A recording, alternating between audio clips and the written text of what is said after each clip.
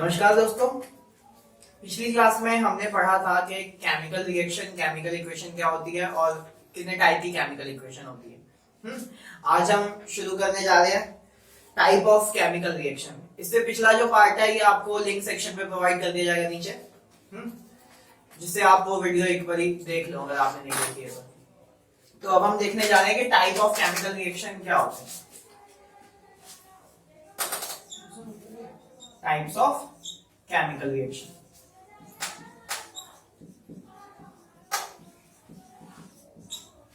तो इससे पहले मैं बता दूं कि इस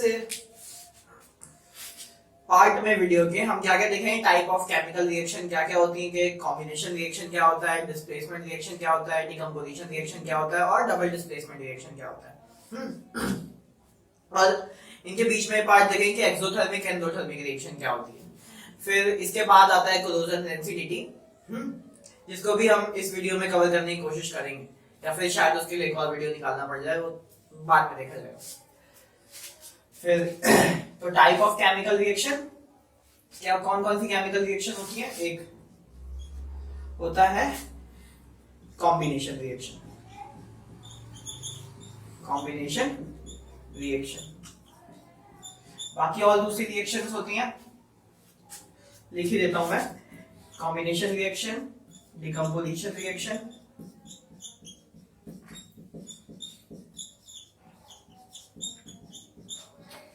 displacement reaction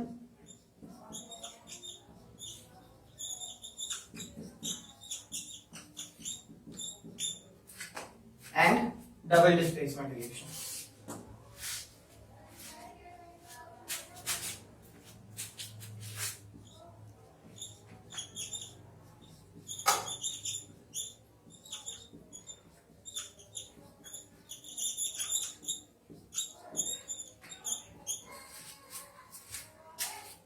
double displacement reaction, ठीक। तो केमिकल कॉम्बिनेशन रिएक्शन किस टाइप की रिएक्शन होती है, कि हम नाम देखने से ही पता चल रहा है कि कंबाइन। कॉम्बिनेशन मतलब कंबाइन, एक या एक से ज्यादा सब्सटेंस जब आपस में कंबाइन करके एक सिंगल सब्सटेंस देते हैं तो उसे क्या कहते हैं, कॉम्बिनेशन रिएक्शन कहते हैं। तो combination reaction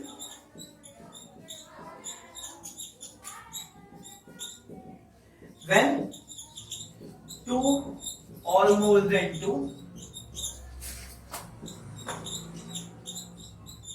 substance react to give a single product। दिखेगा पूरा तो लिखा single product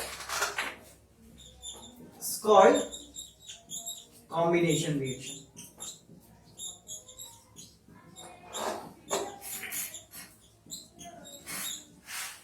नहीं दिखे कोई बात नहीं, मैं बोल भी लगाऊंगा। जी हाँ, तो क्या कहलाता है, एक कॉम्बिनेशन रिएक्शन कहलाता है। फिर इसके एक एग्जांपल अगर मैं लूं तो इसका एक एग्जांपल है। एग्जाम्पल क्या है कि CaO प्लस H2O। CaO को कॉमन नेम में हम क्या कहते हैं, क्विक लाइन कहते हैं, क्विक लाइन कहते हैं। और H2O को वाटर कहते हैं। यह तो आपको पता ही होगा। ये क्या देता है, कैल्शियम हाइड्रोक्साइड देता है, CaOH का पूरे डिवाइस। इसको कहते हैं कैल्शियम हाइड्रोक्साइड। तो कैल्शियम ऑक्साइड को हिंदी में बुझा हुआ चूना कहते हैं और इसको बिना बुझा हुआ चूना कहते हैं। जब उसके अंदर वाटर डाला जाता है तो बिना बुझा हुआ चूना हो जाता है। फिर तो कैल्शियम ऑक्साइड का वैसे नेम क्या होता है, इसका कॉमन नेम स्लेग लाइन होता है, स्लेग लाइन होता है। और इसका name, real name calcium oxide, calcium oxide. तो यहाँ पे आपके पास दो रिएक्टेंट है, दो रिएक्टेंट यहाँ मिलके एक सिंगल प्रोडक्ट दे रहे हैं, तो इस रिएक्शन को हम क्या कहते हैं?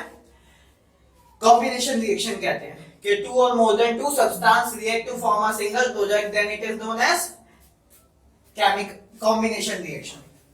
फिर बहुत सारी रिएक्शन होती हैं, जैसे इसके बाद बर्निंग ऑफ कोल इसका एक एग्जांपल होता है।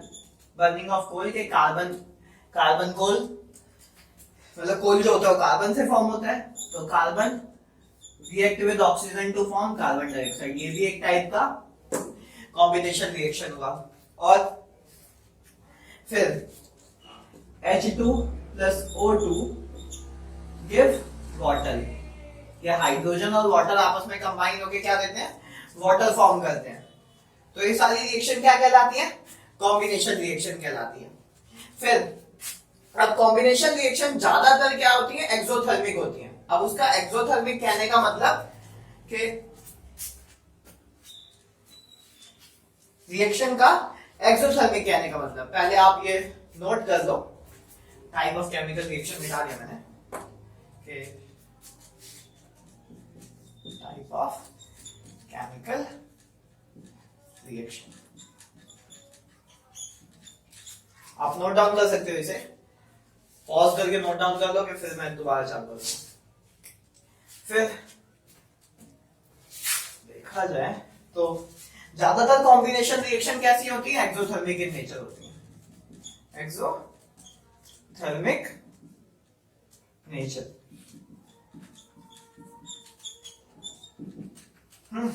तो एक्सोथर्मिक कहने का मतलब क्या हुआ? एक्सो कहने का मतलब कि निकलना चीजों, एक्स मतलब बाहर की तरफ, ठीक। तो एक्सोथर्मिक रिएक्शन जिसको हिंदी में बोलते हैं ऊष्माक्षेपी अभिक्रिया, ऊष्माक्षेपी अभिक्रिया, ठीक। तो एक्सोथर्मिक इन नेचर मतलब केमिकल कॉम्बिनेशन रिएक्शन कैसा होता है? एक्सोथर्मिक होता है, एक्सोथर्मिक रिएक्शन।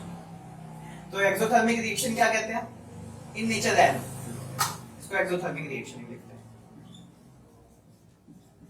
तो एक्सोथर्मिक रिएक्शन कहने का मतलब when heat evolve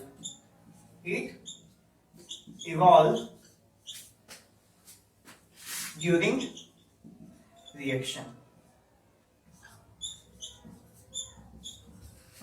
जब रिएक्शन से हीट इवॉल्व हो रही हो, बाहर निकल रही हो, when heat evolve during reaction is called exothermic reaction. तो क्या कहलाता है? एक्सोथर्मिक रिएक्शन कहलाता है,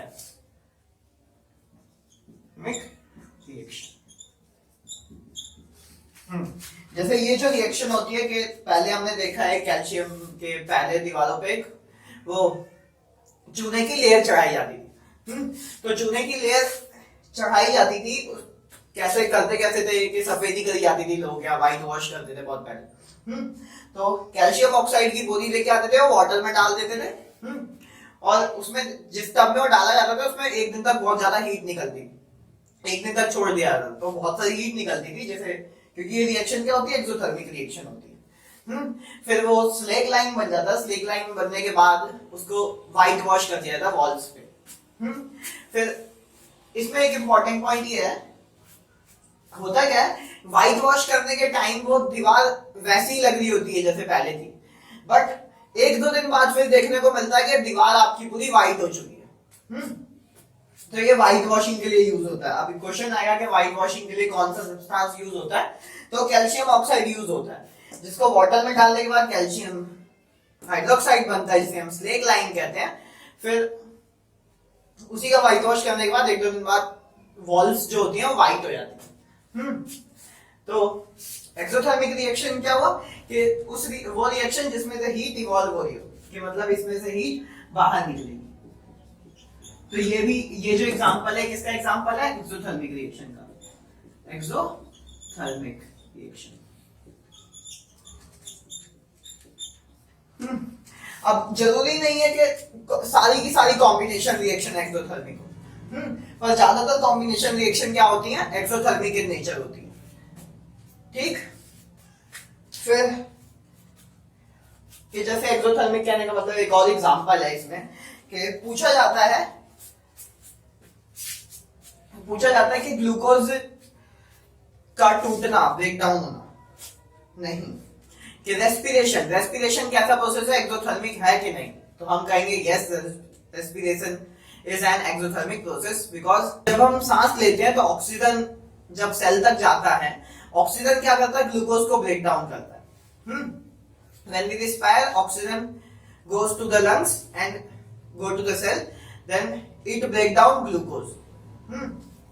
Then heat evolve, the breakdown of glucose give a lot heat या फिर energy to the body. Okay, breakdown of glucose give energy to the body, and the energy is evolving from the glucose. So इस वजह से हम कहते हैं कि glucose का ब्रेकडाउन होना क्या कहलाता है, एक्सोथर्मिक रिएक्शन कहलाता है। ठीक, तो क्या है यहाँ पे अब एक्सोथर्मिक रिएक्शन में कि C6H12O6, जैसे एग्जांपल जो मैंने बताया था एक्सोथर्मिक रिएक्शन का, कि जब ये लंग्स तक जाता है, लंग्स के बाद सेल्स तक पहुंचता है, तो ऑक्सीजन ग्लूकोज से रिएक्ट करता है। ऑक्सीजन से ग्लूकोज से रिएक्ट करने के बाद ये क्या फॉर्म करता है, CO2 plus H2O plus energy मिलती है बॉडी को, जो ATP के फॉर्म में स्टोर होती है, एडिनोसाइन ट्राई फॉस्फेट के फॉर्म में स्टोर होती है। फिर अब भैया कहोगे तुम ये बैलेंस ही नहीं है, तो इसको बैलेंस कर लो, यहाँ 6 लगाओ, यहाँ 6 लगाओ, और फिर यहाँ 6 लगाओ, बस ये बैलेंस हो गई।